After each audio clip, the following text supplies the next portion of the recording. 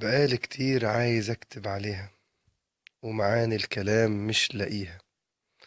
اصلك انتي مش زي اي حاجة يتقال عليها الكلام.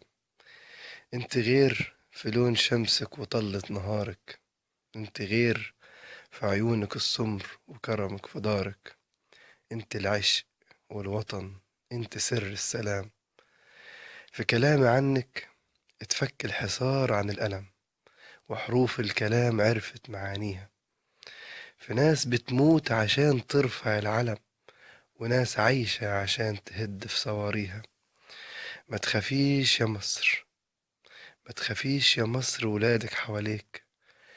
وحياة كل جندي مات بدالك، وحياة كل نقطة دم فوق رمالك، هنفضل نبني ونعلي فيك.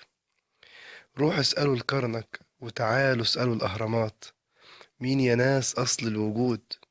التاريخ مكتوب وشاهد كمان على اللي فات والحاضر.